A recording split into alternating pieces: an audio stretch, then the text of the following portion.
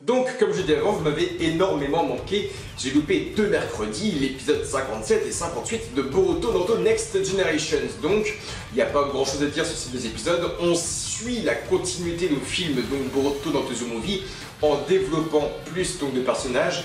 Et on a donc aussi personnellement beaucoup de questions à se poser par rapport à l'attaque que Gaara a eu dans le train avec Urashiki qui lui a volé un truc dans sa poitrine. Est-ce que c'est le lien qu'il avait avec un Jinchuriki? Est-ce que c'est un organe vital? Est-ce que c'est un espèce de fruit de chakra? On ne sait pas trop ce qu'il a volé à Gaara, ça n'a pas été vraiment je crois non plus expliqué.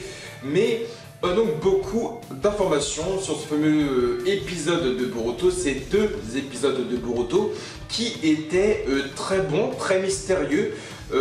Dans l'épisode 58, on voit qu'il y a une explosion et que Rock Lee se tient les cheveux lorsqu'il y a du vent. Et je pensais que Rock Lee avait une perruque. Est-ce que je suis le seul à avoir pensé ça? C'est ma question. Maintenant, aujourd'hui, dans l'épisode 58, lorsqu'il y a Boruto versus Yorui, il y a une bulle qui explose, il y a énormément de vent et Rock Lee tient ses cheveux et il gueule en tenant ses cheveux. Et il regarde vraiment ses cheveux et il tient ses cheveux. Et je me dis, est-ce que Rock Lee aurait une perruque? Imagine le bordel. Imagine Rock Lee maintenant, il est chauve. Oh putain de merde.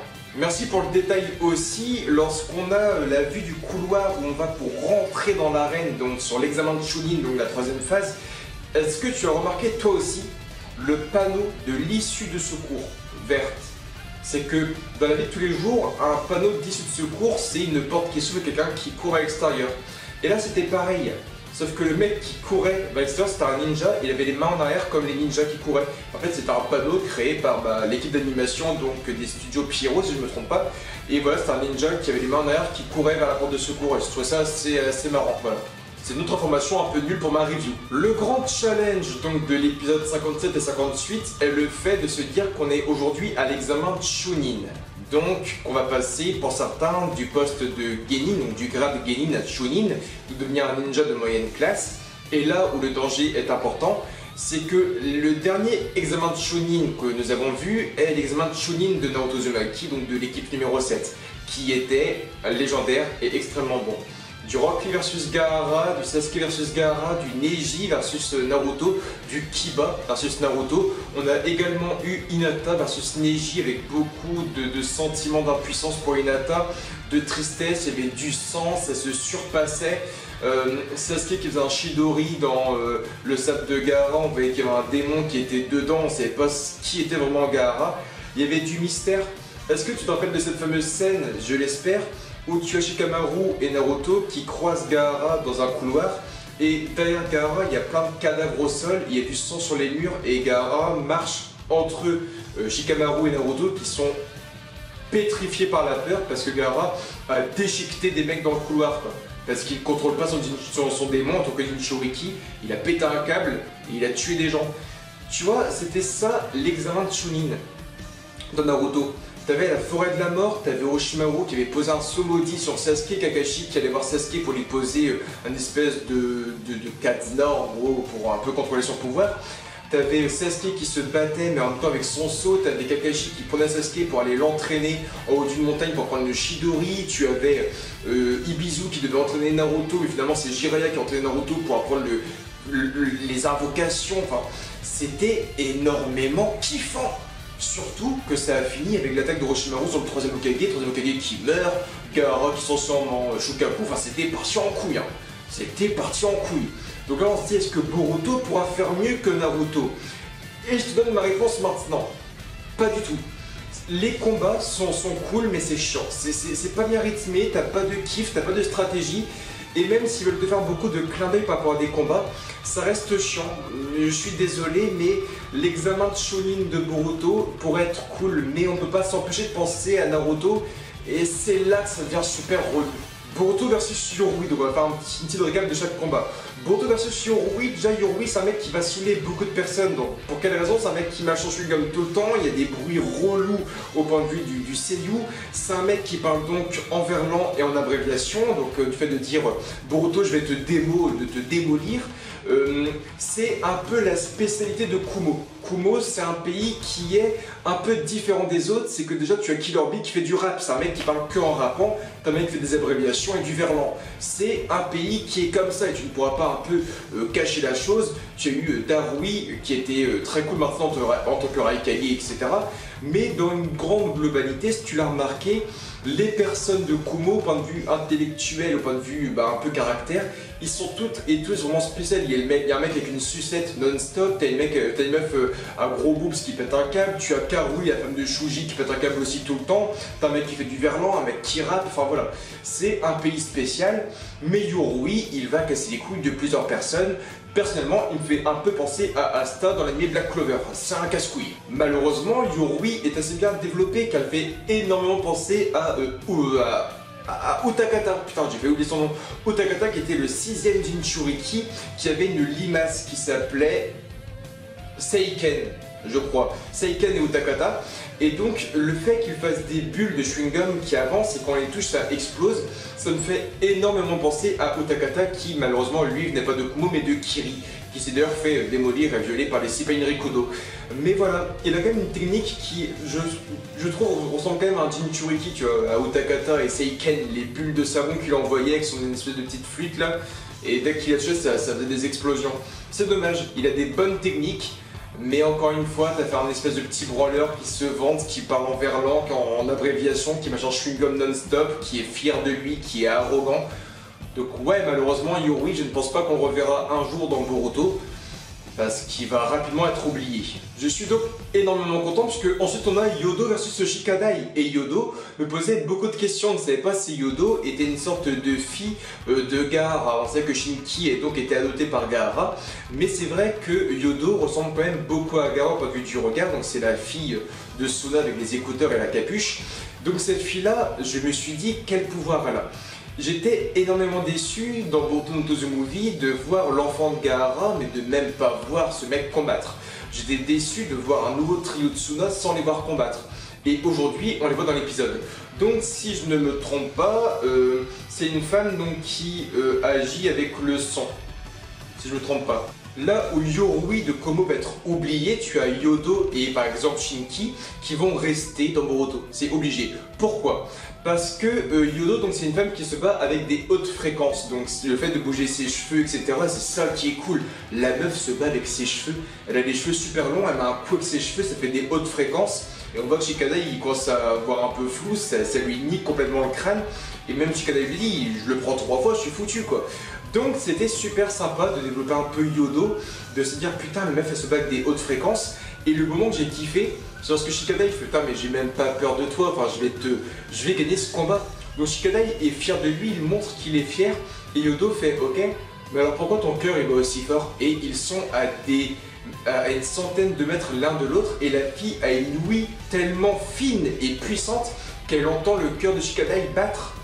Alors c'est sûr, petite théorie maintenant, un jour dans Boruto, il y aura une disparition, il y aura une infiltration, et Yodo sera en première ligne à écouter un peu les pas des ennemis, à savoir un peu qui respire, qui a peur, qui crie à des centaines de kilomètres. Enfin, c'est obligé. Yodo, là on voit, elle a 10 ans, elle entend le cœur d'un mec battre alors qu'il est à 100-200 mètres d'elle, elle se bat avec ses cheveux, elle a un gros potentiel. Malheureusement, on te met une meuf de Suna qui fait quand même beaucoup penser à Temari face à un mec sur Shikamaru, donc oui, tu fais un parallèle avec Temari versus Shikamaru. Et encore une fois, malheureusement, même si elle a un bon développement, le combat est chiant. Parce que Temari et Shikamaru, c'est un combat légendaire avec le mec qui avait enlevé sa veste, qui avait mis un kunai dans le ciel, et ça faisait de l'ombre pour qu'il puisse gagner en vitesse. C'était stratégique et c'est trop stylé. Enfin bref, je sais pas si tu te rappelles de ça, Shikamaru avait enlevé sa veste avec un kunai dans l'air pour que ça fasse de l'ombre sur l'arène et tout. C'était la putain de stratégie. Là, la stratégie, c'est quoi? C'est oh, je vais faire péter des explosifs.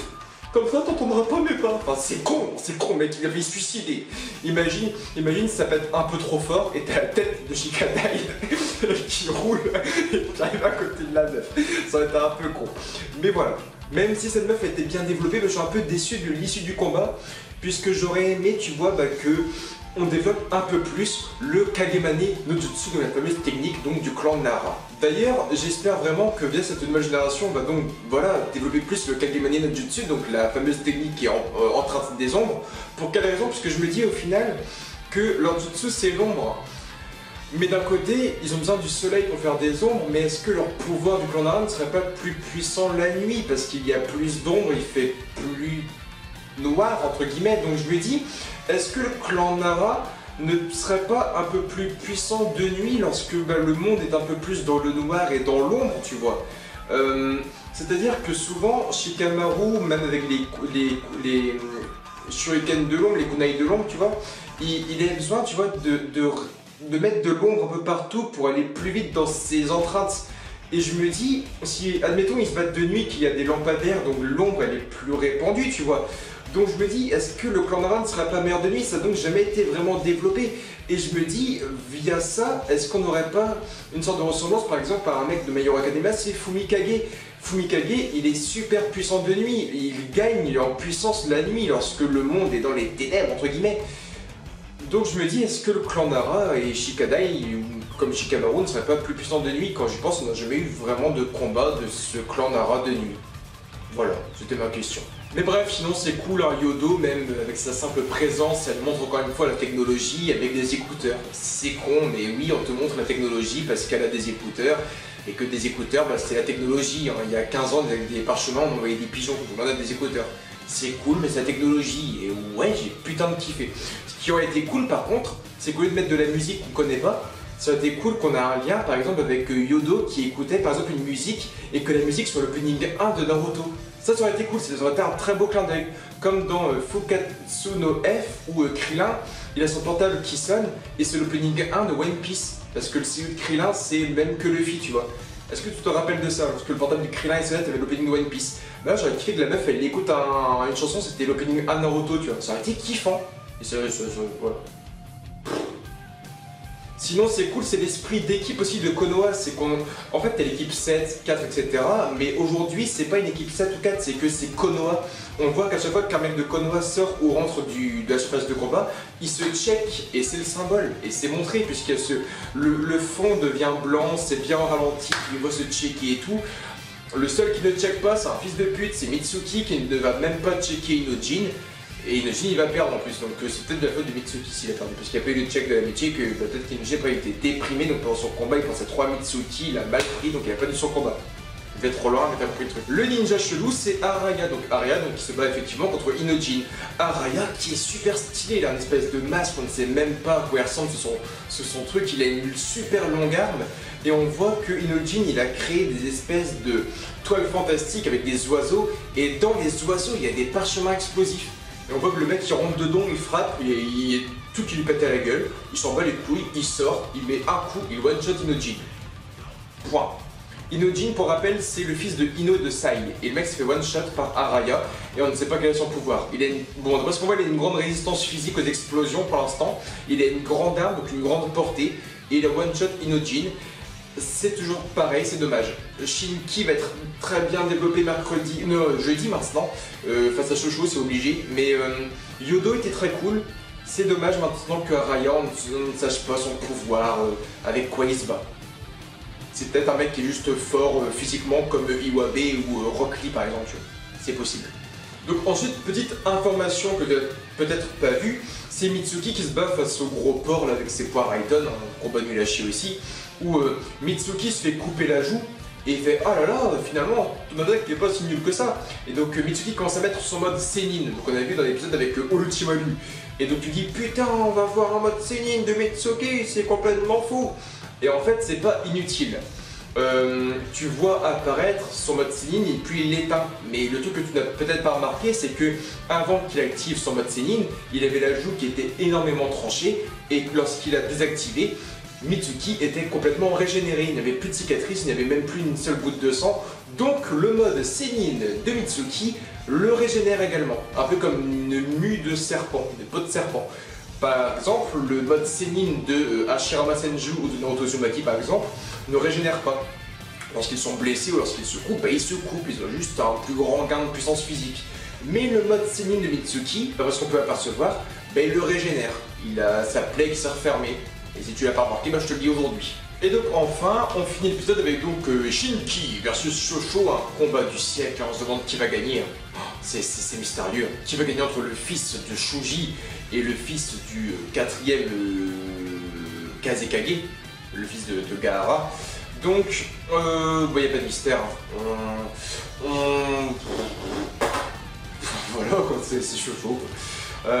Non, mais je pense que Shosho va faire un truc bien, je pense. On voit que dans la preview, elle se relève, elle a un regard qui est vachement concentré, un peu énervé et tout. On voit que Shosho a besoin de calories pour se battre. Elle a besoin de beaucoup manger pour utiliser sa puissance. Et avant d'entrer sur le ring, elle a fini son paquet de chips. Je crois qu'elle a mangé 3 paquets de chips dans l'épisode, j'ai regardé aussi. Il y a 3 paquets différents qu'elle a mangé. Et elle dit à Boruto, c'est bon, j'ai fait le plein de calories, je peux aller me battre. Donc peut-être qu'elle sortira un truc spécial. Ce qui serait cool, c'est qu'on a un lien avec Naoto Geddon. Je t'explique pourquoi. Parce que Naoto Geddon, Shosho cherche son vrai père parce qu'elle a un peu honte de Shuji. Mais lorsqu'elle revient en gros de la mission de Naoto Geddon, elle croise son père qui est complètement maigre. Et donc c'est la fameuse technique, c'est des ailes de papillon de Shuji. Et Shosho dit à son père, il faut absolument que tu m'apprennes cette technique du clan Akimichi. On sait qu'ils ont toutes et tous eu un entraînement, surtout au point de vue donc, du travail d'équipe pour Inoshika Sho. Mais je me dis, voilà, il y a dans Naoto Geddon, Shosho demande à avoir ces fameuses ailes de papillon, comme Shuji, tu vois, la technique secrète du clan Akimichi. Mais d'un côté, on n'a pas vraiment vu l'apprendre et je me dis, ce serait quand même intéressant, tu vois, que même si elle perd, il n'y a pas de doute, elle va se faire violer. Mais ce serait cool que Shosho se relève, tu vois, qu'elle mange une pilule, là, elle a des ailes roses en chakra. Ce serait quand même super stylé. Et donc t'as une Shosho qui vole un peu, qui frappe avec ses putains de poings géants, et que Shinki la viole après, ça je m'en fous, tu vois. Mais au moins que Shosho montre un peu qui elle est aussi, parce qu'elle a un gros potentiel. Hein. Sa mère fait du Raiden. Sa mère était aussi l'un des bras droits du Raikage à l'époque. Shuji a un gros potentiel. Donc ce serait cool que Shosho ne soit pas juste pour faire du décuplement ou pour faire le boulet humain. Enfin, tu vois, enfin, je crois en cette petite femme. De après Shinki, hein, bon, tu le sais comme moi, il va carrément briller. Shinki, donc il ne maîtrise pas le sable, hein, je te le répète encore une fois à chaque review. Shinki maîtrise je sais plus l'élément, c'est pas le Yoton, parce que le Yoton c'est la lave, c'est le minerai de fer, c'est l'élément que maîtrisait le troisième Kazekage. Alors Sasori avait une marionnette qui s'appelait puissante, qui était la marionnette du troisième Hokage, donc c'était des minerais de fer. Est-ce que tu te rappelles du combat Sakura et Shiwo face à Sasori, où il y avait des gros cubes de fer qui tombaient et tout, et Sakura avait des Chanel, bref. En gros, c'est ce que Shinki maîtrise. Il maîtrise un art qui est super rare, c'est l'art du minerai de fer. C'est un élément de chakra très rare. Donc, il n'y a pas de doute là-dessus. On va avoir un gros Shinki. On va finir avec ça, la review est assez longue. Si je ne me trompe pas, au point de vue du tableau, nous sommes sur des 8e de finale, je pense. Ou des quarts de finale. Je sais pas. Quart de finale ou 8e de finale, je sais plus. On va avoir Shikadai versus Naruto, versus Boruto. Shikadai Boruto. Je pense qu'on est en quart de finale. Hein. Ça serait pas logique sinon. Shikadai Boruto. Donc Boruto qui a enlevé son truc et tout. Je me dis, est-ce qu'on ne va pas avoir, ce serait cool, hein, d'avoir du Mitsuki versus Shinki. Ce serait cool, parce qu'imagine Mitsuki qui met son mode Senin face à un Shinki à fond, on va un combat de psychopathe, ce serait cool qu'on ait ça. Dans l'opening, dans tous les cas, il est montré qu'on a Shinki versus Boruto. Peut-être qu'on aura une finale qui va commencer, et ensuite Momoshiki, Kinshiki, Urashiki qui vont arriver sur Terre. C'est fort possible. Mais voilà, j'espère juste qu'on va avoir un combat super intéressant entre Mitsuki et Shinki, enfin, ce serait cool. Le mec qui fait des serpents spectrales, des putains de serpents, mec il envoie son fer et tout. Je vais kiffer. En tout cas, rendez-vous jeudi prochain, puisqu'il a arrêté de râler, hein, les épisodes nous ont plus marqué, c'est normalement le jeudi. Plein de bisous à toutes et à tous, prenez soin de vous, bye tout le monde et Jana.